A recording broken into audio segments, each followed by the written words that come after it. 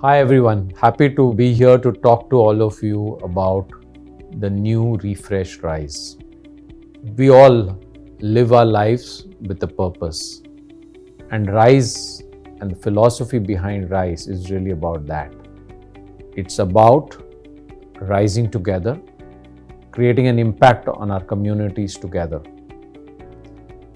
The Rise journey has been a journey which has been over 10 years. The world around us has changed in that time. And we thought it's an appropriate time to adapt, rise to the new world around us.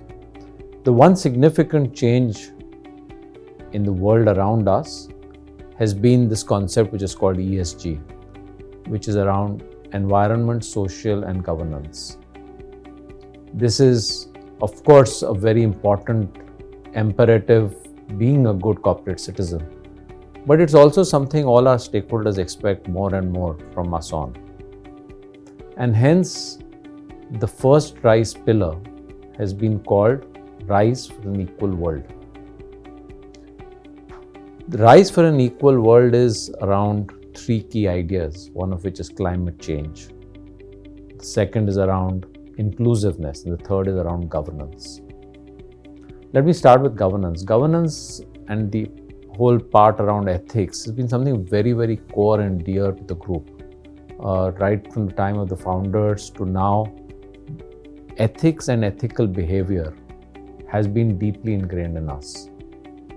That being said, we have to raise the bar very high. We've put in a lot of focus over the last 2 years on driving governance in everything that we do. And there's still room to do more. We have a very strong code of conduct.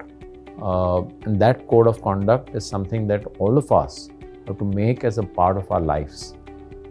Every small thing that we do, we have to reflect on whether it really not only just translates into implementation of the code of conduct in words, but also in spirit. In each of our personal lives, are we doing what we really believe is the right thing to do? Because that's living the code of conduct and governance in its spirit.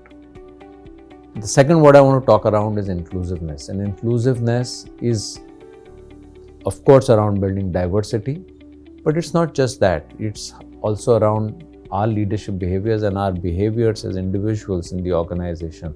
How open are we to interact and imbibe people with different skills? There is, of course, gender, which is an important part of inclusiveness, but it's not just that. People with disabilities, for example, how do we bring in different other skills? How do we bring in geographic diversity, ability to interact with multiple cultures? All of this is a very important part of inclusiveness, allowing people to come in comfortably into conversations is around a cultural change. This is an area we will have to focus a lot more on, and we are already doing that. There is a diversity council which is working on that, but really the scope extends to each one of us if we have to really make an impact around this. And of course, the first word on that list, and I'm taking that intentionally last, is around climate change.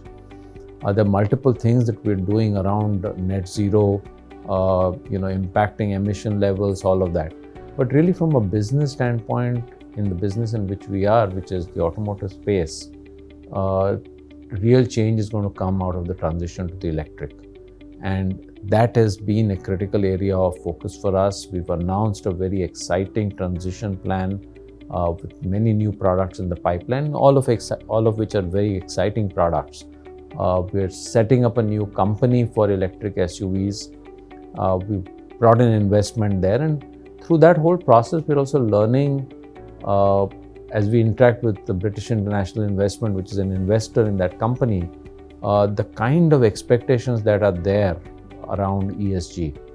And really, hence, from a business imperative and very closely connecting with our Rise philosophy, Rise for an Equal World is going to be a very important enabler for us to succeed and get the reputation that we would like. So, more on this space as we go along.